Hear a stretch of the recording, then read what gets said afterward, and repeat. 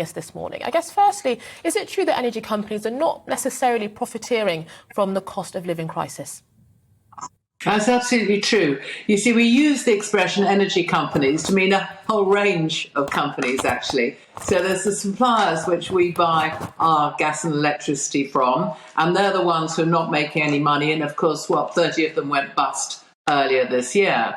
The others under this global term of energy are the big oil and gas drillers and producers, and they are making a lot of money because the wholesale price of oil and gas is so high. And then we've got other sorts of energy companies. We've got those who operate power stations. Some are part of groups and some are not.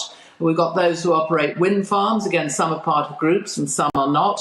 And then we've even got another different group of companies who own the networks. That's the pipes and the wires which supply us with our gas and electricity. So, as I say, the suppliers themselves aren't making any money. Some of the power stations are, some are not.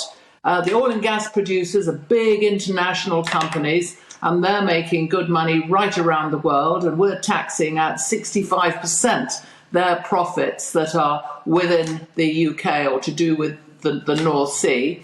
And then the networks and the pipes, there's a regulated amount that they charge, but that also, of course, sits on our bill. So as I say, it's a bit complicated, sorry.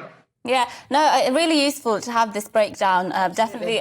And a similar question then, what proportion of that sum, that sort of whole bill, does the government have control over then? Because is it just that profits aspect where they can say, OK, we're going to tax the energy profits more, the energy companies more?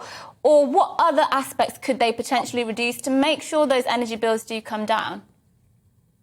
OK, so taxing the suppliers more gets you nowhere because, they haven't got the money.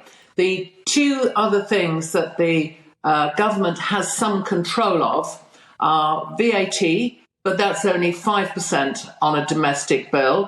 They've got it 4.76. I said 5. I'm not going to argue the toss. What it is not a lot. And the other is that environmental and social obligation costs. So there's a chunk there, which we often refer to as, paying for the green agenda. So that could be shifted off the bill.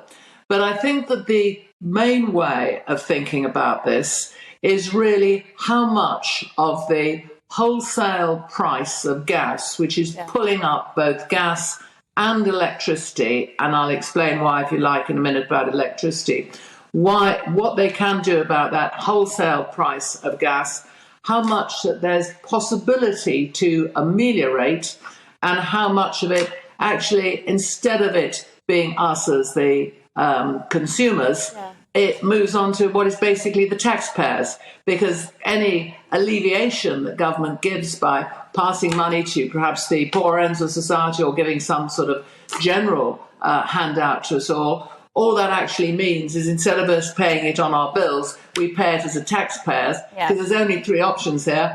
One is the taxpayer, the other is the consumer, and the third is a combination of the two. Unfortunately, it's a pretty stark picture that we're looking at.